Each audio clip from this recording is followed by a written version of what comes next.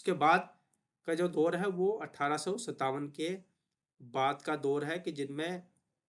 بہت سی شخصیات ہیں، لیکن تین شخصیات کا ہم یہاں پر بطور خاص ذکر کر سکتے ہیں، جن میں سر سید احمد خان ہیں، جن کا تفصیل کے ساتھ ذکر کریں گے، علامہ شبلی نعمانی ہے، اور اسی طرح سے علامہ اقبال ہیں۔ یہ اہم شخصیات ہیں جو 1857 کے بعد کی شخصیات ہیں کہ جنہوں نے باقاعدہ علم کلام میں ایک اثر ڈالا ہے، اور کلامی گفتگو کی ہے، کلامی بحثیں کی ہیں، علم کلام کو آگے بڑھایا ہے اس دوران۔ خاص کر اس میں ہمیں سر سید احمد خان کا بڑا اہم کردار نظر آتا ہے۔ اس کے بعد اگر ہم دیکھیں زوال کا ایک دور ہمیں نظر آتا ہے۔ البتہ اگر ہم کیا کہتے ہیں زوال کی تاریخ دیکھیں تو شاید اس سے پہلے بھی ہم کہہ سکتے ہیں کہ علم کلام کا زوال شروع ہو چکا تھا، لیکن ان شخصیات کے بعد ہمیں ایک طرح سے اس طرح سے علم کلام پر بحث اور گفتگو نظر نہیں آتی ہے کہ جس طرح سے پہلے ہوا کرتی تھی، یا جو ان کے زمانے میں گرم تھی گفتگو، وہ نظر نہیں آتی ہے۔ زوال کے مختلف اسباب میں جو سب سے بنیادی سبب مانا جاتا ہے وہ عدم توازن کو مانا جاتا ہے۔ جیسے اگر ہم شاہ ولی اللہ کے زمانے کی بات کریں تو اس وقت جو مدارس میں نصاب تھا، اس میں معقولات کی جو کتابیں تھیں، علوم عقلیہ کی جو کتابیں تھیں، وہ بہت زیادہ تھیں۔ جیسے ذکر کیا ہے وارث مظہری صاحب نے کہ 40 کتابیں معقولات کی تھیں، لیکن اس کے مقابلے میں منقولات کو اگر ہم دیکھیں تو صرف 3 یا 4 کتابیں تھیں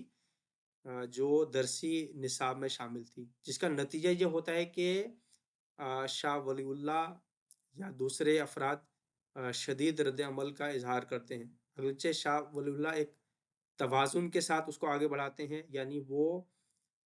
صرف نقلی علوم کی بات نہیں کرتے ہیں، صرف نقلیات اور منقولات کی بات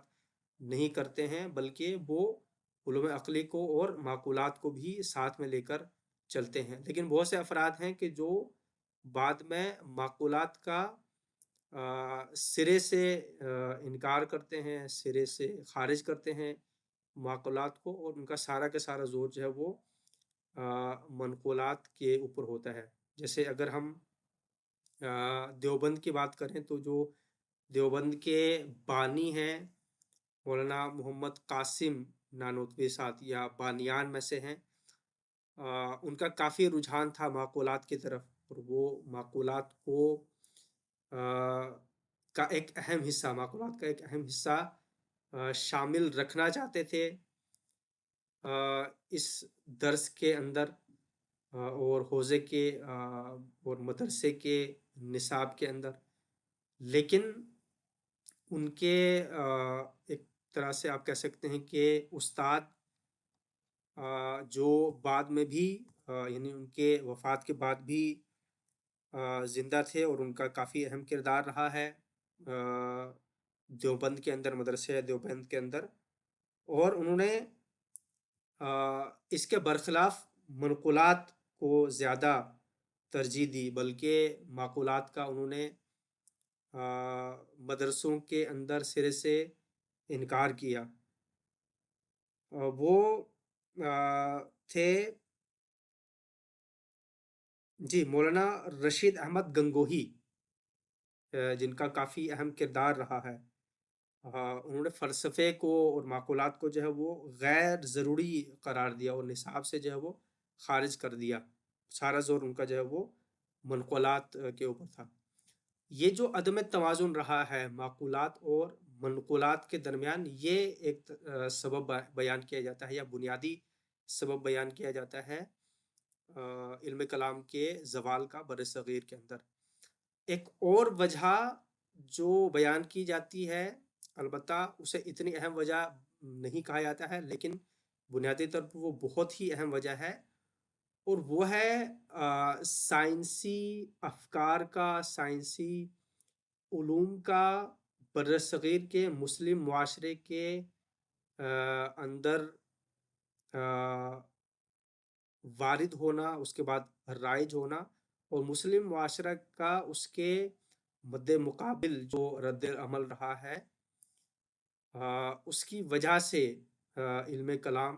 یا معقولات زوال کا سبب بنے ہیں۔ کیوں؟ اس لیے کہ نئی عقلی بحثیں آتی ہیں، نئی سائنسی گفتگو آتی ہے، نئی افکار مغرب کی طرف سے آتے ہیں مسلم دانشوروں کے سامنے، مسلم علماء کے سامنے،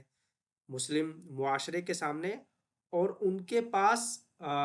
معقول جوابات نہیں ہوتے ہیں، صحیح جوابات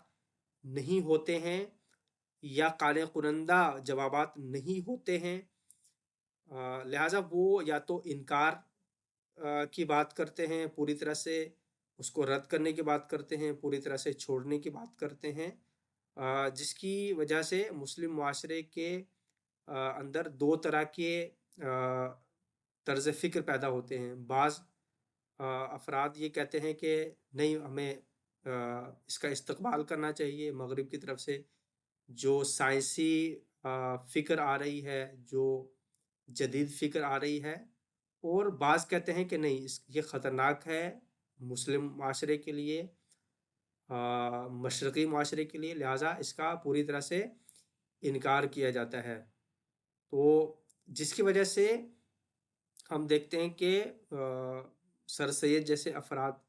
وجود میں آتے ہیں کہ جو دین کو اور دینی تعلیمات کو عقل کی اینک سے، سائنس کی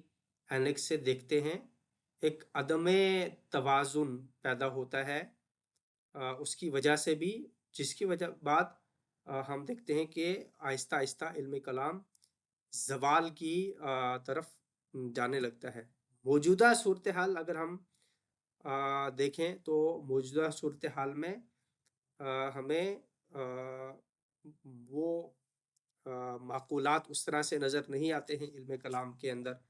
یا جو درس نظامی شروع ہوا تھا وہ درس نظامی ہمیں بہت ہی کمزور نظر آتا ہے، دم توڑتا ہوا نظر آتا ہے۔ جس طرح سے کہ فارس مظہری صاحب